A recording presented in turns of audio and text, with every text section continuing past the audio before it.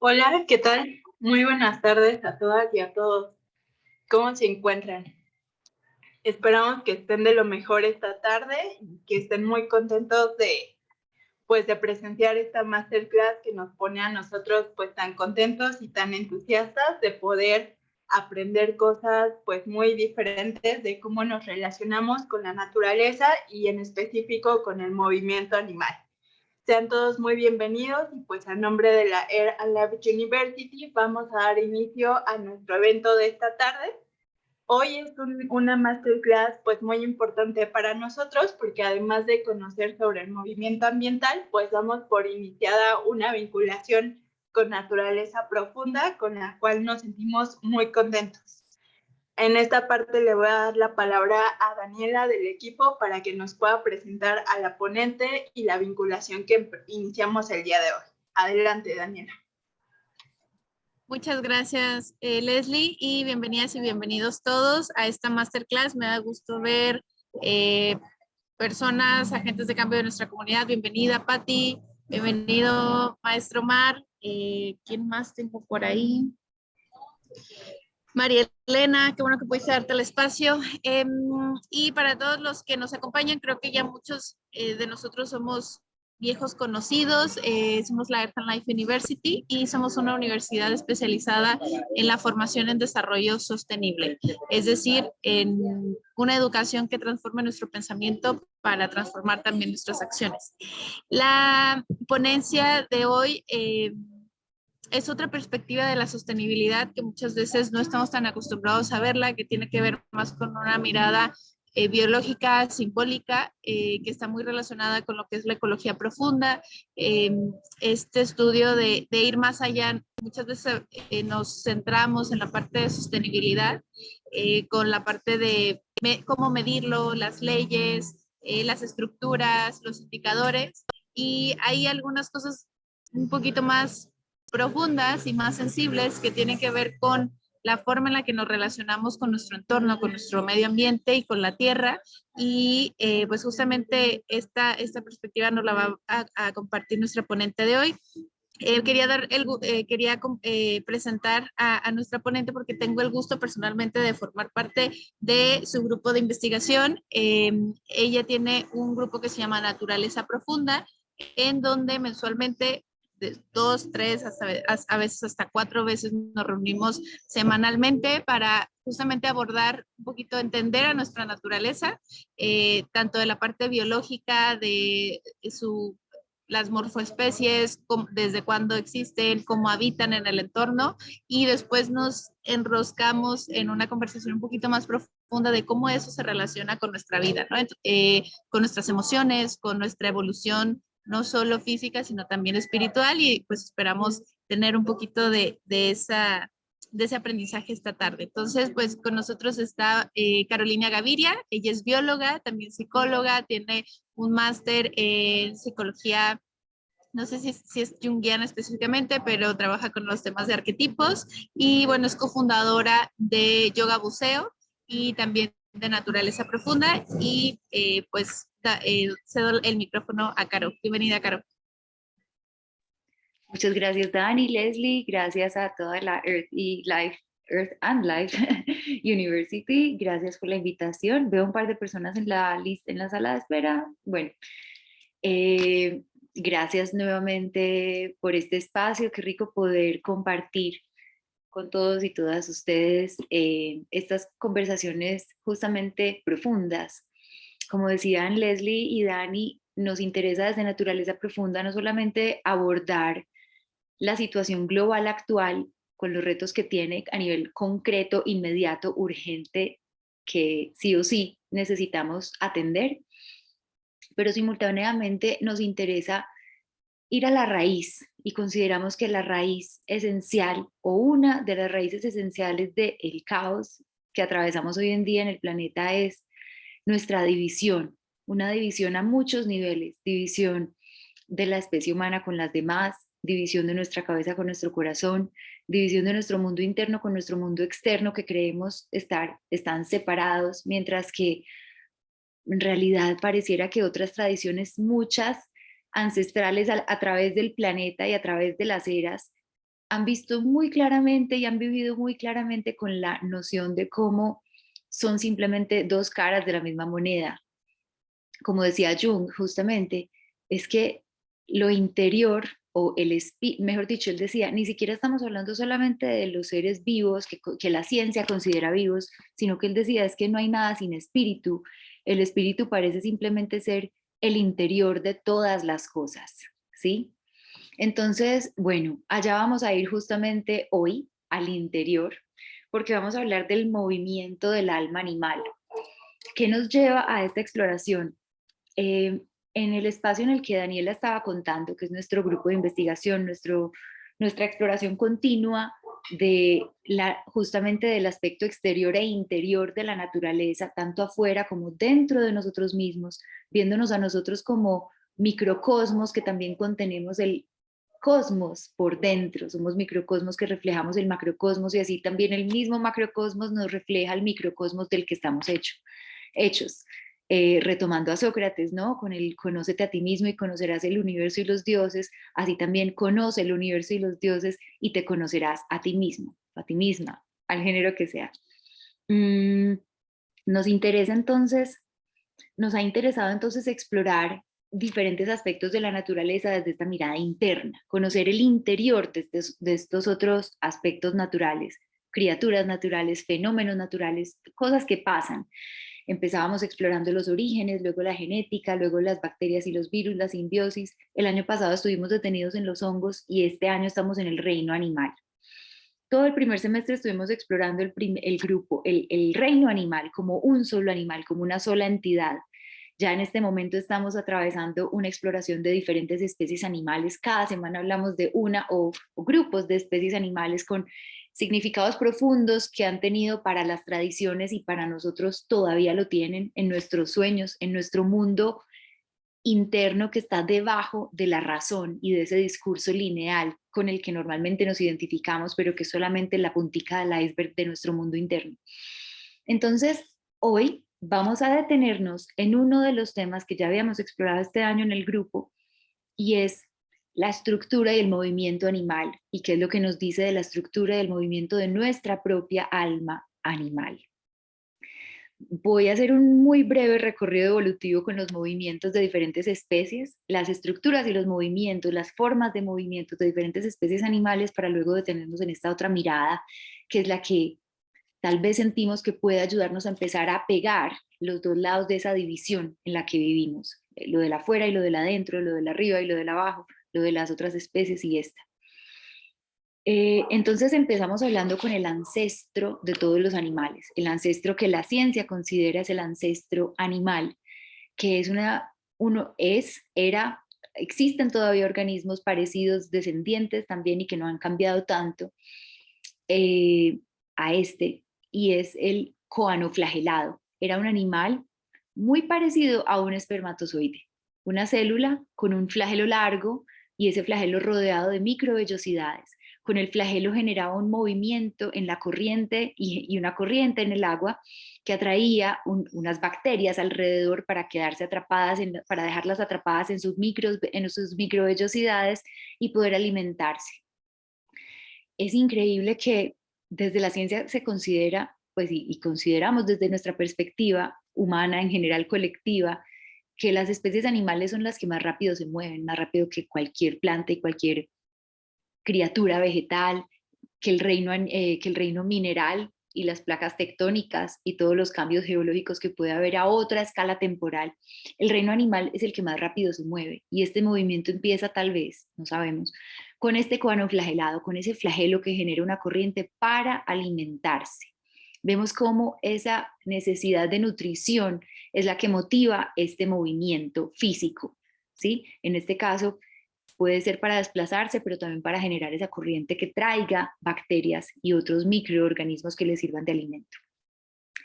Luego estos ancestros coanoflagelados empiezan a formar colonias y eventualmente se transforman en un nuevo grupo de especies muy grande que se llama porífera, que son las esponjas, los animales más básicos de todos, ¿sí?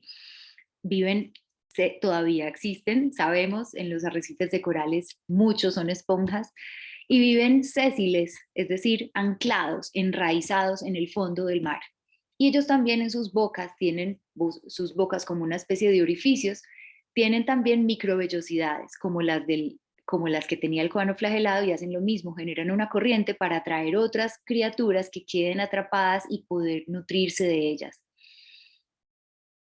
Hay algo más, y es que junto, pues a continuación de estas esponjas surge otro gran grupo que son los nidarios, que son los pólipos de los corales y las medusas. Acá voy a compartir imágenes que no son propias porque no es fácil tener todas estas imágenes propias, sin embargo, nos van a servir para objetivos didácticos, compartiendo los derechos con Earthy Life University. Yo les comparto pues como los créditos para que tengamos claro pues que es con propósitos educativos y ilustrativos, ¿no?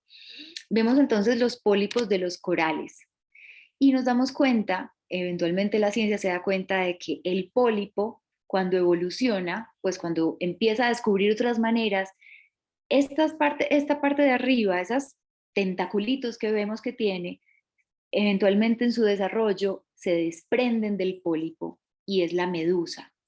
No todas las especies de medusas son pólipos, ni todas las especies de pólipos son medusas, pero hay muchas que van a atravesar eso que se llama metamorfosis, ¿sí? Acá es donde es increíble empezar a descubrir que en este segundo gran grupo de animales que surge en la evolución, ya surge la metamorfosis. Una posibilidad de transformación increíble, impensable para cualquier otro reino del planeta, ¿sí? Hay muchas transformaciones y crecimientos y esos también son movimientos, pero la metamorfosis es la más drástica.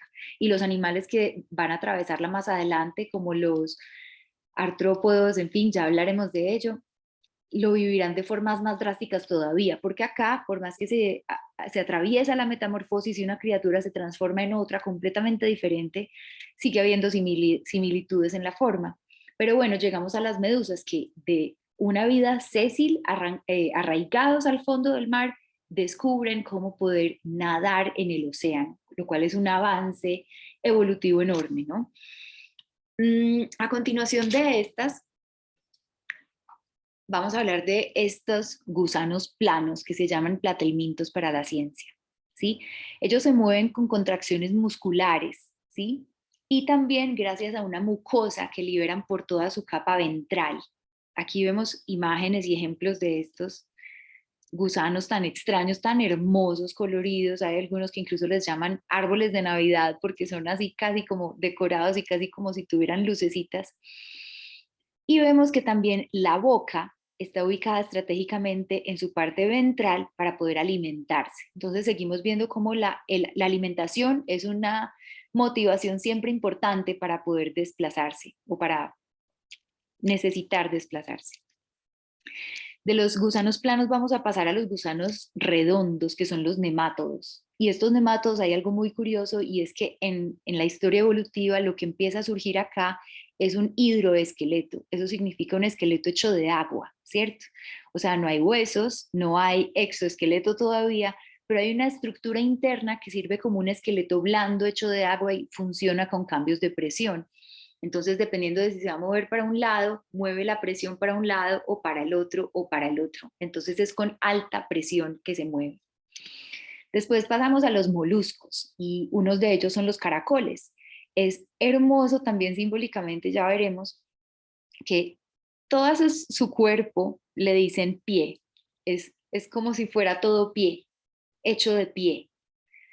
También libera mucosa y también genera ciertas contracciones que son más pequeñas y más difíciles de ver a nuestra escala humana y por eso y así es como se desplaza. Dentro de los moluscos también están los cefalópodos, que incluyen a los calamares, a los pulpos, y ahí vemos que empiezan a desarrollar unos tentáculos muy grandes que nos recuerdan un poco los de las medusas, las microvellosidades del coano flagelado, pero esto es a otra escala. Y ya con esos brazos tan desarrollados, los pulpos además, mejor dicho, los cefalópodos, tienen un sistema nervioso y muscular muy, muy desarrollado, tanto que han sido estudiados como base del estudio humano, por ejemplo, del sistema nervioso, el ojo, por ejemplo. Y entonces lo que conduce aquí en la movilidad es como a una precisión y a una especialización que no se había encontrado antes. Entonces ellos pueden, por un lado, desplazarse así como pegados a las superficies con una especie de medio ventosas o estructuras que parecen funcionar como ventosas y se pegan de las superficies, pero también caminan en el fondo, a veces le dan la forma a sus tentáculos como de patas para caminar en el fondo, y también logran incluso lo que llaman la propulsión jet, que es cuando mueven así todos sus tentáculos rápidamente para lanzarse como un proyectil en el mar, dentro del mar, de un lugar a otro. Aquí llegamos, bueno, antes de hablar de los artrópodos, hablemos de los equinodermos, que incluye a las estrellas de mar. Ellos también tienen un esqueleto hecho de agua, algo parecido, pues no es propiamente el mismo esqueleto de los anélidos, pero sí es un sistema vascular acuático, vascular o estructural, o las dos cosas a la vez, que tiene lo que se llaman pies ambulacrales. Cada una de estas bombitas la llaman un pie ambulacral, y aquí lo vemos más claramente, y ellos con eso se van pegando de las superficies también. Entonces llegan a las superficies y se pegan y avanzan. Nuevamente encontramos pies en otras especies animales. Y vamos a hablar de los artrópodos. Los artrópodos son el gran grupo de animales más exitoso y más abundante y más diverso en todo el planeta. Incluye a los crustáceos, que son cangrejos, gambas, camarones, y también a los insectos, a los arácnidos y a los miriápodos, que son como los milpies, los ciempiés. Todos ellos lo que tienen en común son varias cosas. Una es un exoesqueleto. Entonces aquí es donde empieza a haber una especie de esqueleto diferente. O sea, hasta ahora veíamos, si mucho, este esqueleto acuático, ¿cierto? Pero ahora empezamos a ver ya la palabra esqueleto. En este caso es externo, es como una corteza, como un escudo que se ponen tanto crustáceos como insectos, como arácnidos y miriápodos. Se ponen estas cortezas de afuera y los protegen. Y algo que tienen también en común son una serie de patas articuladas. Son 6 o 8, pero son varias. Entonces, con tantas patas y tan articuladas, tienen un sistema de locomoción que funciona como un trípode. Acá la imagen lo vemos. Siempre tienen 3 patas apoyadas, lo cual les da mucha estabilidad, y mientras tanto sueltan las demás para poder ir avanzando, ¿sí? Dicen los científicos que la forma de moverse de los artrópodos es la mejor forma de moverse en la Tierra. O sea, la más precisa, la más estable, la más eficiente, muchas cosas. Entonces aquí es donde podemos preguntarnos, bueno, ¿y entonces por qué otros animales sacrificamos eso? Porque si estamos también en la Tierra, ¿por qué sacrificamos eso? ¿Qué otras ganancias logramos a cambio de estas? ¿Cierto? Como todo en la evolución, son unas cosas por otras, y se toman decisiones. Sacrificando unas cosas, se obtienen otras. ¿Qué obtuvimos nosotros a cambio de la mejor forma de movernos en la Tierra? ¿Sí? Es una pregunta que nos podemos hacer a muchos niveles, y enseguida podemos profundizarlo. Llegamos entonces a los vertebrados. Decíamos que a partir de acá empieza a haber como 2 caminos, el del exoesqueleto y el del esqueleto interno, que es el de los vertebrados. En los peces vemos cómo sirve para moverse de lado, que es un movimiento de lado que sigue presente en los reptiles que salieron, bueno, las serpientes cuando serpentean, pero también, por ejemplo, los cocodrilos cuando caminan, siguen caminando un poco como hacia los lados, casi como si fueran todavía peces, más o menos aprendiendo a caminar en la tierra. Y siguieron, bueno, y se desarrollaron entonces las estructuras de 4 patas. Obviamente no nos estamos deteniendo aquí en los detalles por efectos prácticos y por el tiempo que tenemos, pero de las 4 patas eventualmente llegamos a los bípedos, que no son solo los humanos, sino que hay bípedos diferentes, incluyendo algunos reptiles que, por ejemplo, acá en Colombia le dicen Cristo o Chucho o algo así porque caminan sobre el agua. Algunos de estos lagartos. Es increíble. Entonces, ¿qué es lo que empezamos a ver? Voy a dejar de compartir para poder conversar un poco más. Empezamos a ver que esta línea de animales, algunos acuáticos, como decíamos, los peces, los cocodrilos, los peces, los tiburones, no sé a veces la luz porque la imagen la cambia. algunos acuáticos y algunos, y ya de ahí muchos terrestres que empiezan a descubrir y a desarrollar un esqueleto que empezó siendo como una varilla delgada, pero con las eras, con el tiempo, se fue solidificando. Entonces, ¿qué pasa? Es un esqueleto, y acá es donde empezamos a entrar en otras lecturas y en otras miradas. El esqueleto, para muchas tradiciones, ha sido una personificación de la muerte, ¿sí? Es lo que queda, es lo que permanece cuando todos los demás tejidos perecen, ¿sí? Después de la muerte, cuando ya todo se descompuso, quedan los huesos.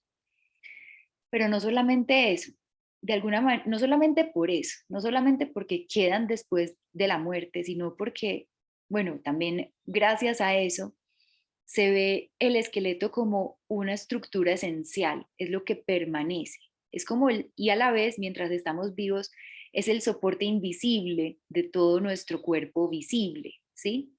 Y ese soporte invisible que es a otros niveles. Acá es donde también empezamos a hacernos preguntas más hacia adentro. ¿Qué habría dentro de nosotros? ¿Qué habría a otros niveles internos que nos soporte y que nos sostenga? ¿Sí? Entonces, por un lado estamos viendo esa parte dura, firme, inquebrable, inquebrantable, permanente, imperecedera, pero por otro lado, los huesos contienen algo por dentro, que es la médula, que es de alguna manera también como el corazón de las cosas. Cuando hablamos de la médula, es como llegar a la esencia de algo. Y eso nos recuerda un poco como al esqueleto hecho de agua que tenían otras especies, ¿sí?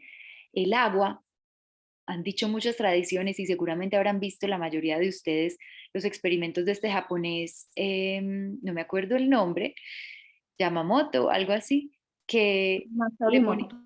eso, que ponía nombres o canciones o palabras al lado de agua y veía cómo cristalizaban y el agua de alguna manera guardaba esa información, ¿sí? Entonces estamos hablando acá de una memoria, como de un registro que está también en los huesos y en la médula. Dicen los chinos que en la médula y en los huesos tiene que ver con el reino agua, con el metal, perdón, el metal, con el elemento agua, y el elemento agua en los huesos, en la médula, en los riñones y en todas las partes donde obra, donde actúa, donde está presente, una de las cosas que contiene es la memoria. Y la memoria, justamente a una de las cosas que conduce es a la sabiduría, ¿sí? A la posibilidad de registrar la historia del planeta y de la Tierra.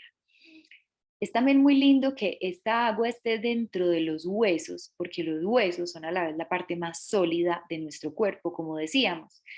Cuando nuestro cuerpo es el planeta, nuestros huesos son las rocas. Y las rocas guardan la memoria de la historia evolutiva, como hemos visto en la paleontología y todas estas personas que se dedican a estudiar las eras geológicas y la historia.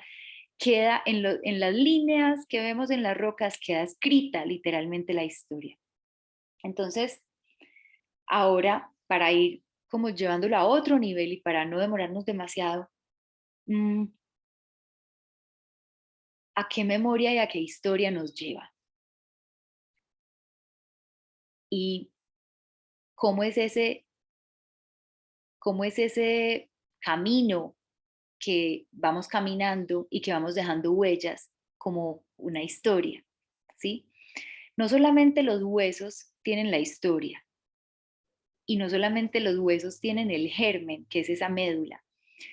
En muchas tradiciones también se ha dicho que el pie, justamente el pie como el pie del molusco, como el pie ambulacral de las estrellas de mar y como los pies con los que caminamos nosotros, dicen que el pie es el primer germen. Y de hecho, cuando vemos la huella, parece un poquito como un frijolito, como una semillita, como un origen, ¿sí?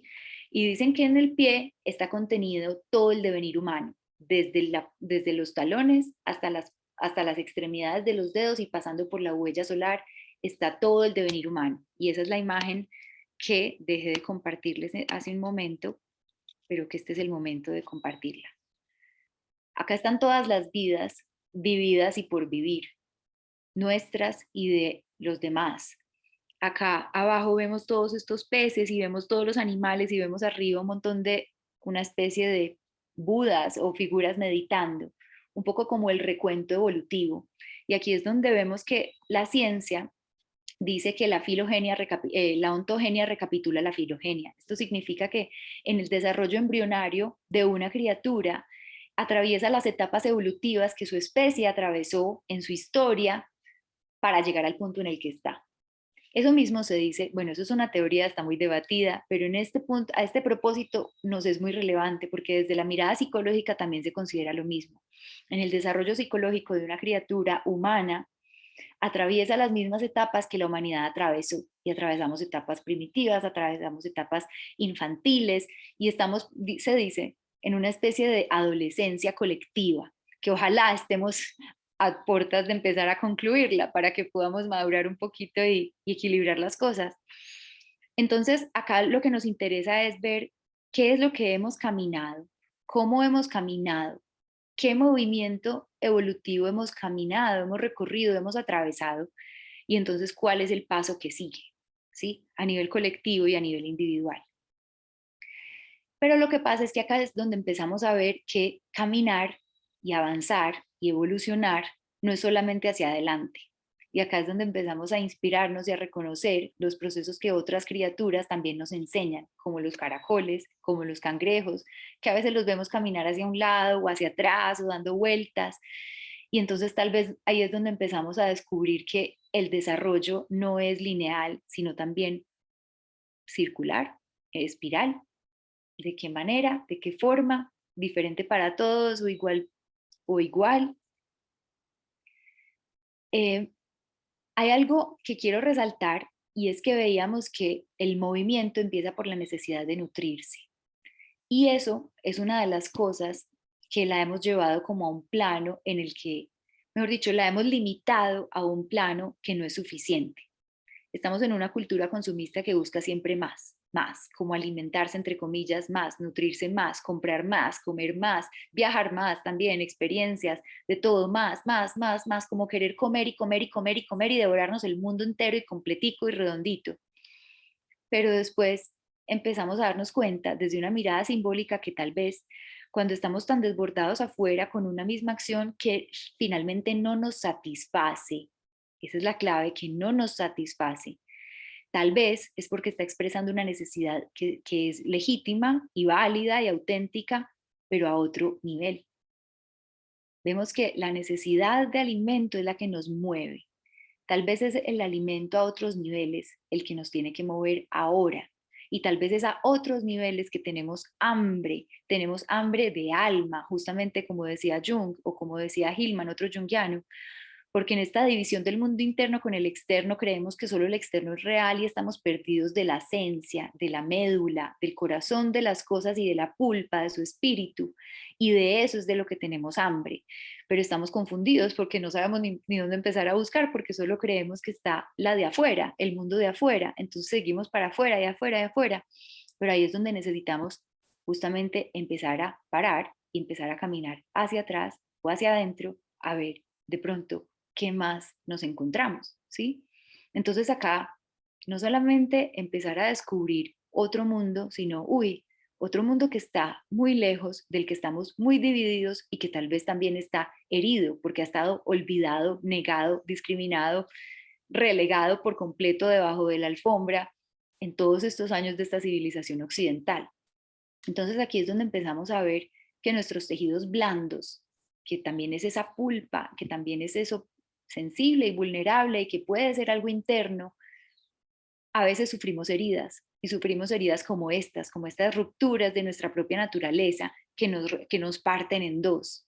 Entonces, ¿qué es lo que pasa? Como hemos estado tan volcados al mundo de afuera y creemos que solo existe lo de afuera, empezamos a recubrir las heridas, como a ponerle vendas y a taparlas y entonces a protegernos para que no nos vuelvan a ocurrir, para que no vuelva a pasar nada más, para que nunca más nos vuelvan a romper, para que nunca más nos vuelvan a dividir. Pero entonces, ¿qué pasa? Que en el intento de evitar protegernos, estamos hiriéndonos más y alejándonos más del centro, porque estamos mandando energía y capas y capas y capas de exoesqueleto, un poco como los artrópodos. Empezamos a protegernos es por fuera, mientras lo de adentro queda blando y crudo y vivo, vivo pero herido, esperando que en algún momento venga la atención otra vez hacia adentro.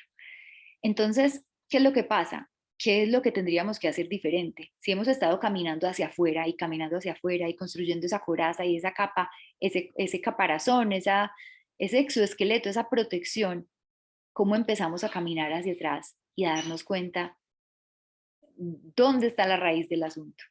Justamente acá es donde podemos hacer la diferencia. O sea, justamente con este giro, que es el último que queremos hacer, es donde queremos hacer la diferencia. ¿Y es cuál? Empezar a destapar las heridas, empezar a quitarles la protección.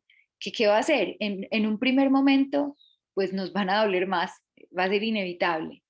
Pero justamente, bueno, atención, esto no se puede hacer tampoco de cualquier manera. En un hospital o en un consultorio psicológico, cuando se van a empezar a destapar las heridas, tiene que ser con todo el cuidado y con todo el amor del mundo, ¿cierto? Para poder permitir que sí se sanen y no herir más en la herida, ¿cierto? Entonces, acá es donde empezamos a destapar con todo el cuidado y acá es donde entra ese cuidado femenino, ese tono femenino que también que también se ha olvidado mucho en tanta civilización patriarcal, no por decir que lo masculino sea negativo, sino que la manera como lo hemos desarrollado ha sido bastante desequilibrada, que ha considerado las sutilezas femeninas como algo innecesario, mientras que acá nos damos cuenta de que solo con esas sutilezas que podemos abrir efectivamente las heridas. Y cuando llegamos a las heridas, ¿de qué nos damos cuenta? De que tal vez esas divisiones vienen desde alguna fractura, alguna ruptura en un momento de la vida en que no pudimos asimilar alguna experiencia que nos llegó a la vida y que era más grande que nosotros. Por lo general en la primera infancia o en la infancia en general, no tenemos todavía herramientas para comprender muchas situaciones y nos pasan, sin embargo, alguna muerte, alguna cosa, todas estas devenires de la humanidad inevitables que nos atraviesan a todos y a todas, no sabemos digerirlo. Entonces, ¿qué pasa? Nuestra estructura interna se divide en un intento de sobrevivir. Un poco como cuando escuchamos personas que han sido víctimas de agresiones físicas muy, muy, muy violentas y dicen, no, yo me fui de mi cuerpo.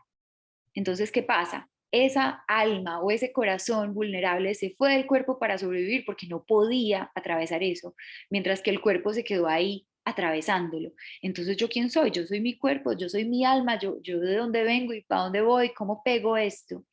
Entonces, cuando empezamos, entonces después de esa división, ¿qué es lo que pasa? Empiezo a tapar, a tapar y a tapar y a tapar esa herida. Pero entonces llega un momento de la vida en que ya me doy cuenta de que no puedo vivir más así, porque tapándome y tapándome y tapándome me he hecho una corteza tan gruesa y tan pesada que me está haciendo caminar ya coja del peso o incluso hasta no me está permitiendo caminar en la vida, ¿no? Llega un momento en el que ya no puedo más.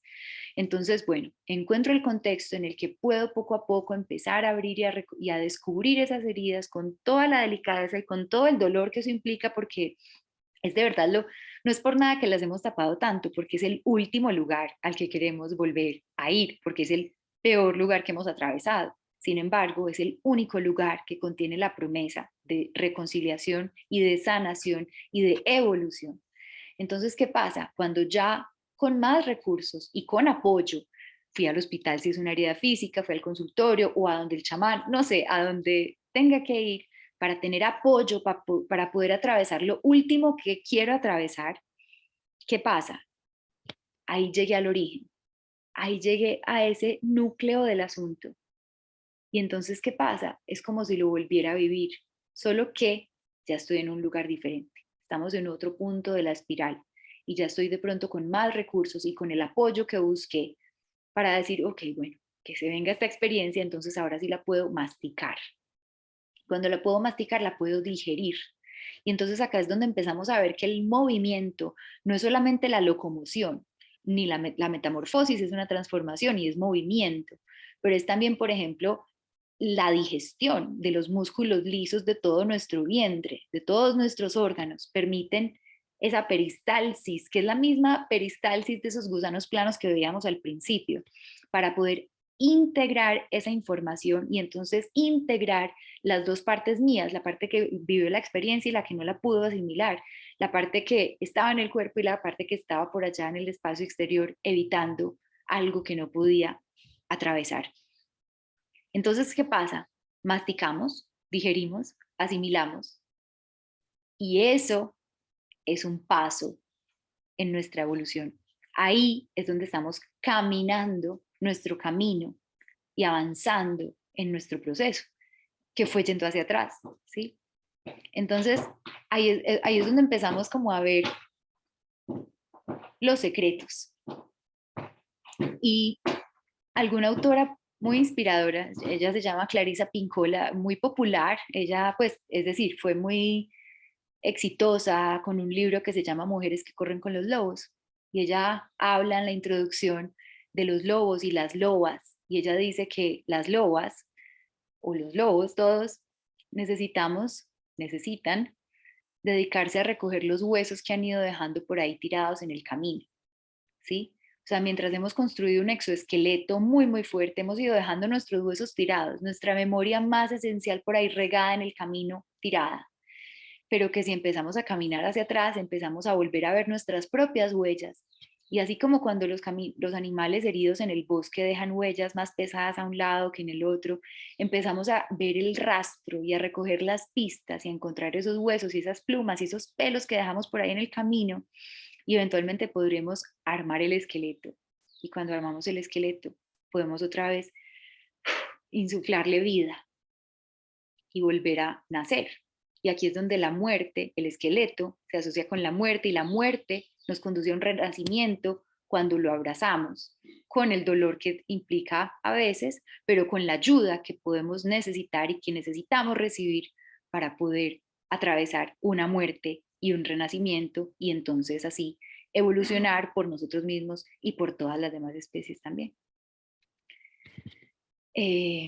Bueno, más o menos eso fue un recorrido evolutivo muy, muy, muy, muy rápido para poder dejar tiempo y que conversemos o que exploremos y rodeemos un poco el tema, justamente con pasos circulares, quienes quieran animarse. Claro que sí, Carolina. Muchas gracias por la presentación. Creo que nos dejas pensando muchísimas cosas. Vamos a abrir las rondas de preguntas, participaciones para quien quiera, pues comentar o hacer alguna pregunta hacia nuestra ponente. Acá el biólogo Aceves pues dice que muy bien la presentación, muy, muy interesante, pero ¿a alguien le gustaría tomar la palabra y hacer alguna pregunta o comentario?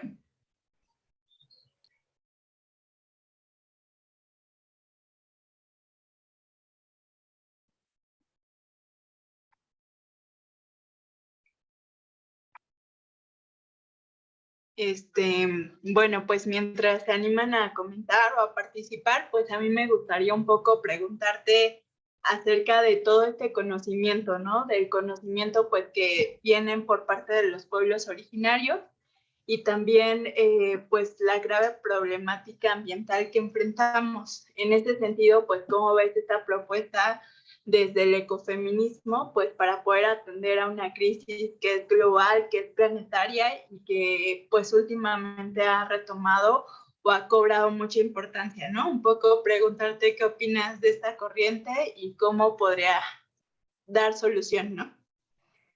Muchas Eso, gracias. Caro. Sí, súper bueno tu comentario, porque justamente estos pueblos ancestrales de todo el mundo, en todo el mundo ha habido estos pueblos con miradas muy diferentes a la que predomina hoy en día en el planeta. Bueno, no sabemos, puede que seguramente algunos de ellos también hicieron daño en el planeta, no sabemos, pero tal vez no a la escala, nunca a la escala que nosotros lo hemos hecho, ¿cierto?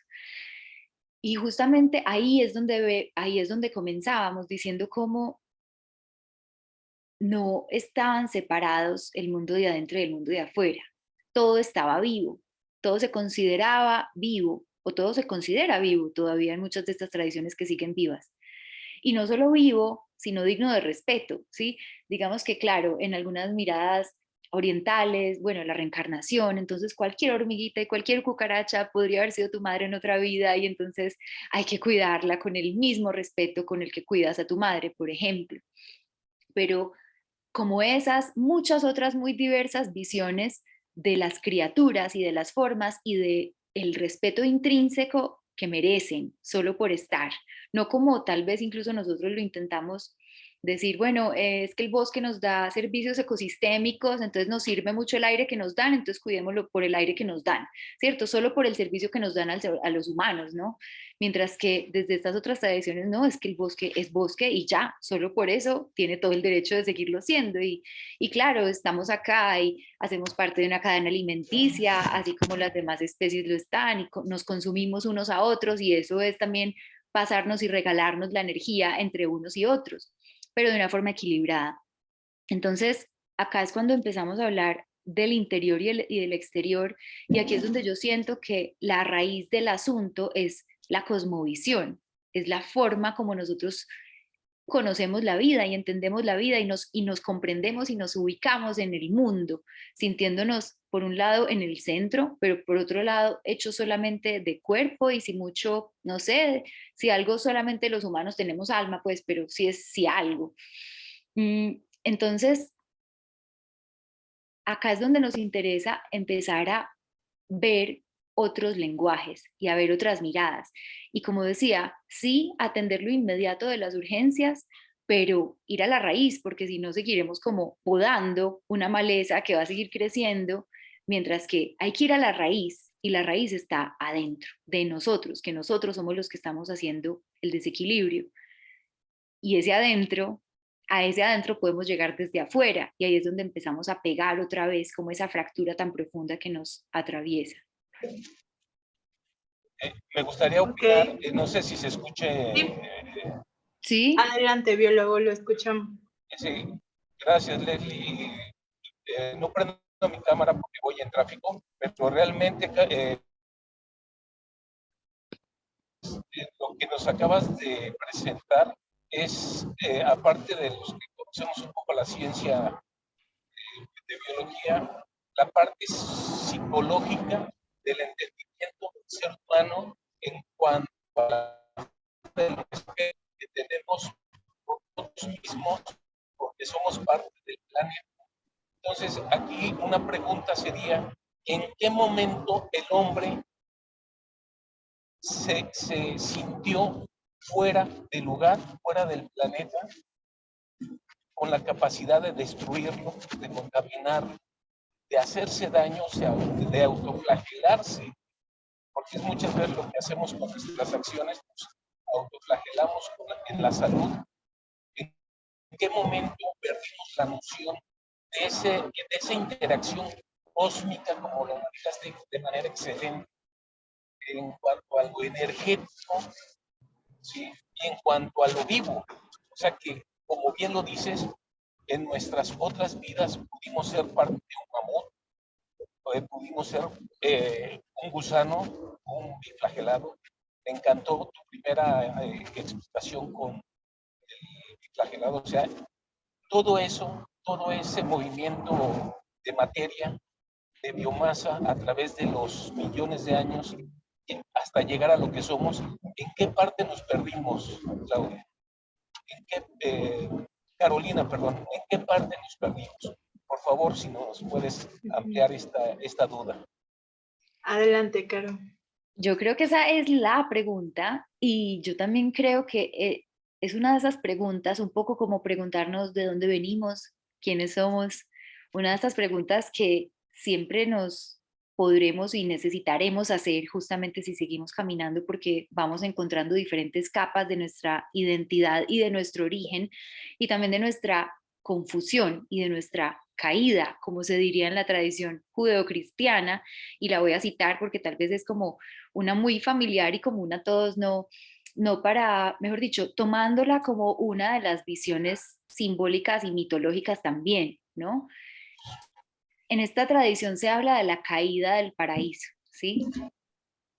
la caída del paraíso, y entonces ahí es justamente cuando quedamos desnudos y entonces sentíamos que necesitábamos protegernos un poco como con esos exoesqueletos, pero yo acá le quiero dar otra vez una lectura interna, ¿sí? No literal, y no importa, es decir, no nos quedemos como, mejor dicho, en este momento de nuestra evolución colectiva yo siento como amor y odio por esta tradición, estas tradiciones religiosas, por tantas confusiones y tantas cosas que las iglesias de diferentes religiones han manipulado y han hecho, pero acá nos interesa es ir al mito, pues, o ir a la historia. Y esa historia, ¿de qué nos habla? Justamente nos habla de una posibilidad de una existencia en un paraíso, como en un lugar de placer o de equilibrio, de paz, serenidad, un poco lo que decimos, no, el cielo, ¿sí? Donde quisiéramos estar, pero en el cielo, en la tierra, ¿sí? Y acá es donde empezamos a verlo como un estado interno, ese paraíso y ese cielo en la tierra, esa plenitud, esa paz, ese equilibrio, esa coexistencia, ese amor, lo que todos nos soñamos en realidad, ¿sí? ¿Qué pasó? No solamente en la tradición judeocristiana, sino en muchas orientales y en muchas ancestrales de las Américas, también se habla de una especie de caída, como de un momento en el que el ser humano de repente como que ¡pip!, se confundió, algo pasó. Pero entonces, aquí es donde yo siento que habrá que ver la razón o el intelecto, cómo pueda responder a esa pregunta que tú haces, pero lo que yo creo que vale más la pena, más que ver en qué momento nos perdimos, bueno, sí, nos perdimos, cómo nos encontramos y de qué estamos hablando en realidad. Entonces yo siento que de qué estamos hablando, de lo que estamos hablando en realidad es de ese estado interno. ¿Por qué no estamos en el cielo, en la tierra? ¿Sí? O sea, queremos más y más y más y más cosas y cosas y cosas, a ver si nos llenan algún vacío, a ver si nos llevan a alguna felicidad o algún estado que buscamos y perseguimos y en ese sentido no nos quedamos quietos. Sin embargo, en el sentido en el que sí nos deberíamos estar moviendo, que es por dentro, cuando nos empezamos a autoobservar, no hemos dado ni un paso. Entonces, si consideramos que ese cielo en la tierra es un estado interno, es un estado de conciencia posible y accesible por cada ser humano que está vivo en este planeta. Y cuántos iluminados, por decirlo así, no nos han compartido sus historias y nos han dicho, es que es posible estar como en el cielo, pero en la tierra, ser un alma profundamente consciente mientras estamos en la vida en la tierra, ¿sí? Entonces, yo diría que acá lo importante es, ok, ¿cuál es el primer paso? O sea, ¿dónde estoy? Definitivamente, si soy honesta conmigo misma, probablemente me doy cuenta de que no estoy en ningún cielo, sino que me atraviesan muchas emociones y está bien, no es para pelear con ellas, pero bueno, ¿qué hago para empezar a equilibrarme? Porque también muchas veces las emociones son reflejos de desequilibrios, así como los desequilibrios que vemos en el planeta. Con nuestras emociones, mejor dicho, hemos hecho lo mismo que hemos hecho con la naturaleza, estriparlas, amarrarlas, talarlas, controlarlas como más podamos, a ver si controlamos algo, creyendo que por ahí más o menos llegamos a algún lugar que queremos. Pero ahora vemos que eso solo nos lleva a nuestro propio colapso y al de todas las demás especies. Entonces, ¿qué han dicho estas personas sabias de tantas tradiciones orientales y occidentales, ancestrales, de todo tipo, en todos los lenguajes, para que todos entendamos y todas?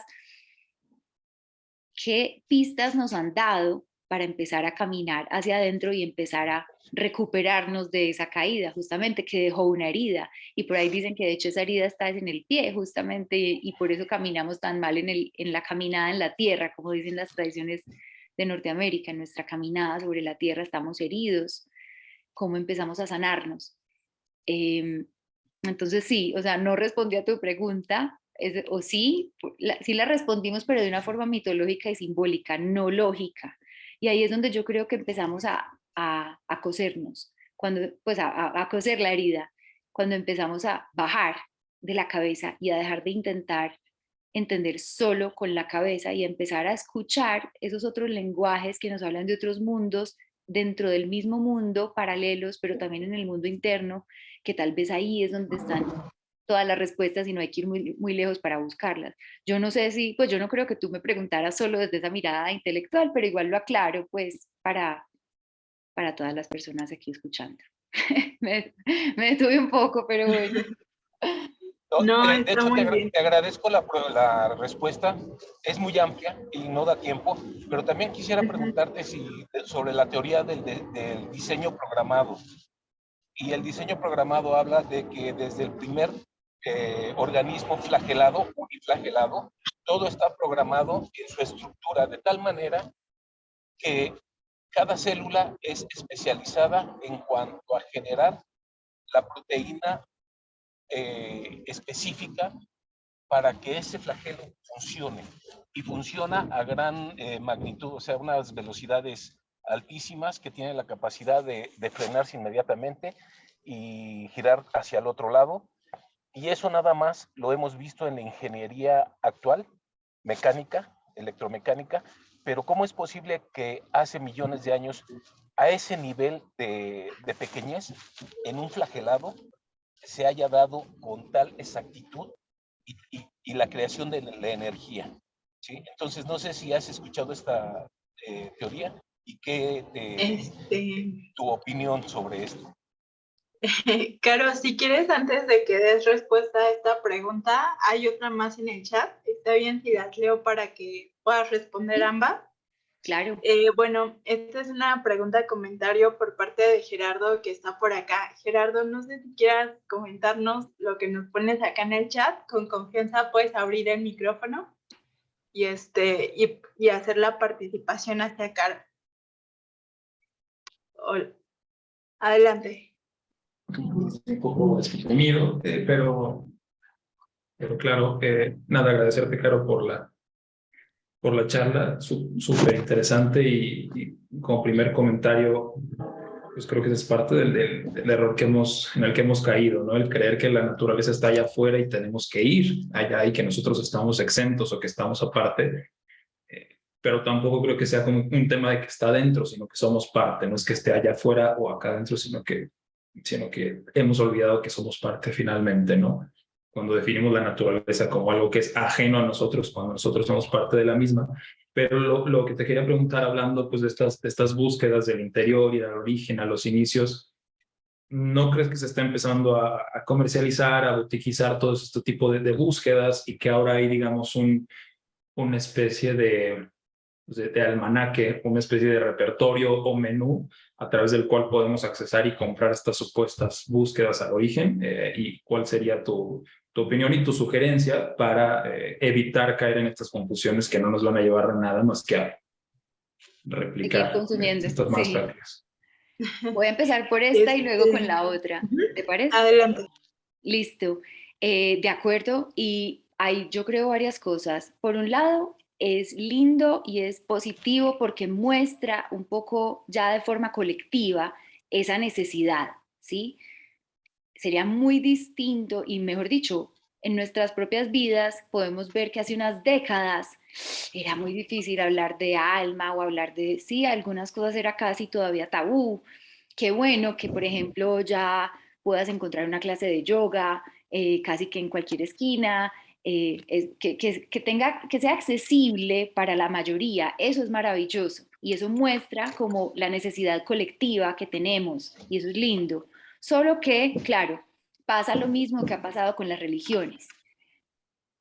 Y es que lo tomamos como, listo. Pasan varias cosas. Una, la tomamos como esta es la respuesta. Y entonces, si para mí fue el yoga, si yo encontré algo con el yoga, entonces tengo que hacer, y todo el mundo tiene que hacer yoga. O si fue la ecología profunda, o si fue, cierto, un camino u otro, entonces ya se lo queremos imponer a todos, porque es que esa es la verdad y ese es el camino, ¿sí? De alguna manera todos pasamos por ahí en algún momento, pero también a nivel colectivo lo hemos visto con las religiones y con las evangelizaciones, como no, es que estás equivocado, no es por ahí, es por aquí. Mientras que, claro, cada especie ha descubierto una manera muy diferente de caminar y de moverse en el planeta porque iba a haber solo una, ¿cierto? Porque iba a haber solo un camino a Roma. Por un lado eso, y por otro lado el tema de la comercialización, que es claro, también desde esa misma confusión y desde esa misma literalización de todo y desde ese plano de que, bueno, yo sigo necesitando más afuera y supuestamente estoy buscando un origen y supuestamente, y puede que en parte sí lo quiera hacer y sí lo esté haciendo, pero en parte una otra parte mía todavía opera de manera inconsciente en ese plano externo en el que quiere más y más y más y más, y entonces ya es vendiendo por vender y por vender y por vender y por vender. Entonces, son todos como facetas del proceso inevitables, creería yo, desde el estado de conciencia colectivo que todavía nos atrapa, pues en el que todavía estamos la mayoría. Y entonces, si queremos salirnos de ahí, bueno, también aclarar lo que decía, sí, no es que esté afuera o adentro, pues las dos cosas, claro, ¿cierto? Es afuera que encontramos el adentro y adentro encontramos el afuera. Eso era lo que decíamos, como que necesitamos empezar a pegar todo eso. Y justamente para cerrar con lo que decías de cómo evitar caer en eso, sí, ya sabemos que a veces hay manipulaciones, porque hay deseos egoístas, a pesar de que supuestamente aparentan ofrecer algo generoso y un camino para todos. Y también por lo que decíamos de eso en lo que caemos de, uy, yo encontré aquí algo y entonces tienes que encontrarlo tú y todo el mundo en este camino y ya. Pues yo creo que ahí la respuesta sí está adentro. Y es estar con mucha atención, por un lado, mejor dicho, aquí es donde se empieza a despertar esos sentidos internos, como esa agudeza de los sentidos animales, pero dentro de nosotros, esa intuición que también ha estado tan dormida, porque la intuición es nuestro sentido interno, que nos permite detectar como ciertas verdades o falsedades o cosas que algo dentro de nosotros sabe, pero todavía no sabemos muy bien cómo escucharlo, la mayoría. Entonces, ¿qué resuena contigo? ¿Cuál camino te provoca caminar o te provoca nadar? ¿Cierto? Ahí es donde yo siento que es ser muy atentos a qué es lo que adentro vibra, lo que adentro suena, lo que adentro camina, lo que adentro baila y ya. Y maravillosos hay muchos más, pero yo camino lo que a mí me provoca, pues, ¿cierto? Yo creo que ahí es donde y también, y también recibiendo obviamente consejos y apoyo de en quienes yo confío, ¿sí?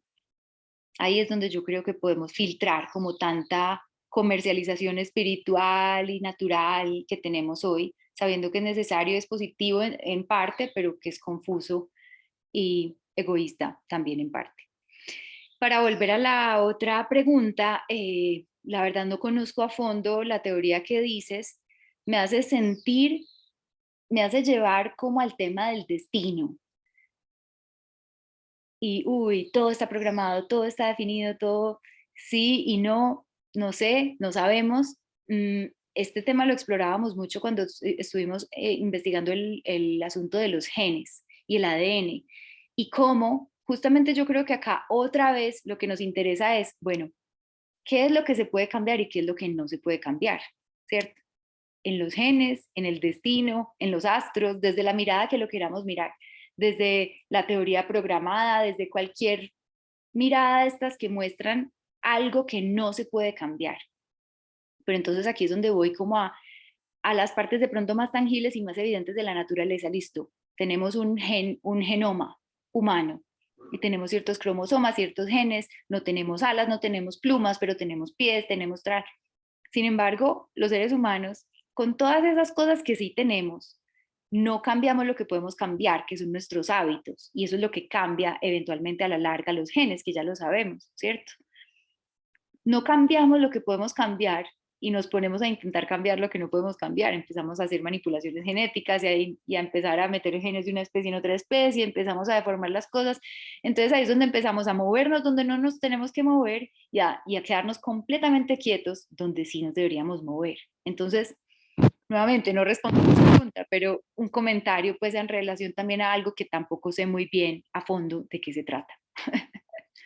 Y creo que hay una mano alzada y creo que tenemos que ir Sí, pronto. ya estamos por terminar, entonces la última participación se la damos a la arquitecta Flo, que nos pueda comentar, y ya si quiere cerrar con un último mensaje, Caro. Claro. Adelante, arquitecta. Buenas tardes, aquí estoy igual con un compañero porque se enganchó en que estábamos escuchando la plática.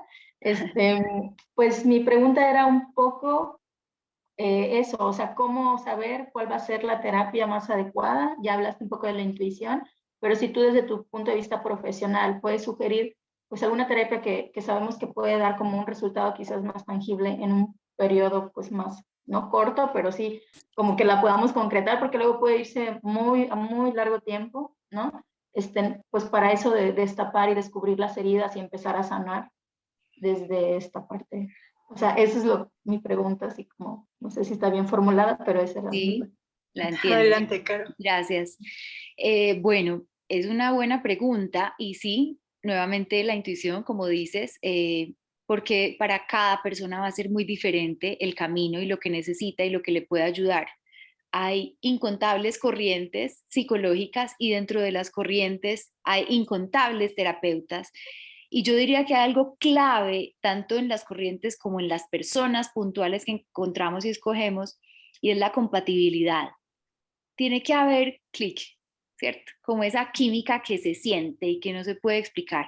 Puede que una persona con todos los títulos y con todas las calificaciones no me produzca nada, no me mueva nada, entonces yo no tengo nada que ir a hacer ahí. Ahí es donde la cabeza no es la que decide, sino algo más, otra parte de nuestro ser que siente cosas que nuestra cabeza tal vez no alcanza a captar. Entonces, por un lado eso, y por otro lado, sobre lo que decías del tiempo, pues justamente eso es un tema, porque ahí es donde también cae el consumismo.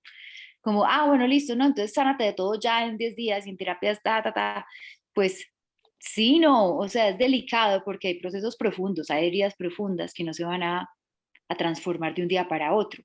Sí, sé y creo que hay muchas herramientas y que sí, efectivamente puede haber curaciones milagrosas, espontáneas casi. Sin embargo, en nuestro estado de conciencia es hasta peligroso porque no estamos ahí. Mejor dicho, desde muchas de estas tradiciones se considera incluso que todo el mundo exterior, físico, tangible, que vemos con nuestros sentidos y nuestro propio cuerpo, todas las personas que nos rodean, las cosas que nos pasan, los accidentes, las casualidades, las personas que conocemos, todo lo crea nuestra mente, lo crea nuestro mundo interno, todo, las enfermedades incluidas, los síntomas, todo. Y cuando llegamos a ese estado de conciencia de percibir eso, es un poco como en la India lo llaman la ilusión, la maya. Todo esto es una maya, todo esto es una ilusión y el mundo real es el espiritual, dicen en la India. Y cuando tomamos conciencia de eso, ¡puf!, mágicamente podemos transformarlo. Es casi como un teatro o como unos títeres, pues llevándolo como a una representación muy cruda, pues. Sin embargo, no estamos ahí.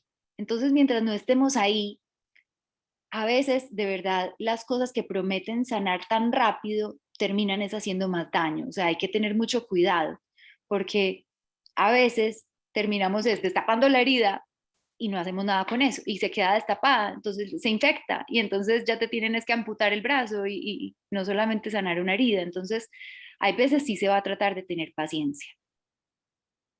Mientras lleguemos en nuestro camino a puntos donde, ok, tengamos acceso, nuestra conciencia tenga acceso a otras maneras que diga, lo que antes me demoré 10 años, ya lo hice en 1 o en un mes, o, ¿cierto? El tiempo es también parte de toda esta malla y toda esta ilusión. Muchas gracias. Pues muchas gracias, Caro, por la presentación, por las imágenes tan bonitas que nos has compartido y por dejarnos pensando en cómo nos queremos relacionar con la naturaleza. Agradecemos mucho tu entusiasmo por esta charla y esperamos que este sea pues el inicio de una colaboración mucho más cercana. Nos da mucho gusto ver a personas conocidas por acá y también algunos integrantes de Naturaleza Profunda que van a tener pues algunos descuentos con nosotros en la universidad, lo cual también estaremos compartiendo próximamente en las redes sociales. Y ya nada más un aviso acá en el chat, les acabo de poner que el martes próximo pues iniciamos el diplomado en economía circular. Para los que estén interesados nos pueden contactar y con mucho gusto les damos pues toda la información. Para terminar, quisiera pedirles si pueden prender sus camaritas para que podamos tomar una foto de esta sesión tan amena que hemos tenido y poder compartirla en redes. Entonces, a los que Y les eso sea que posible, ya se fueron muchos. muchos ya se fueron. Pero bueno, los que puedan, agradecemos mucho que puedan prender ahí sus camaritas y tomamos la foto. A ver. 1, 2, ¿sí? 3. Excelente, pues muchísimas gracias. Con esto terminamos. Vamos a tener muchos más eventos ahora en septiembre. Les agradecemos y les esperamos en las próximas ocasiones. Gracias a Que estén ustedes muy por la bien. invitación, gracias por asistir, escuchar. Hasta la próxima. Feliz noche. Gracias. Gracias. Gracias, Caro. Gracias, Bye. Leslie. Buenas tardes. Buenas tardes.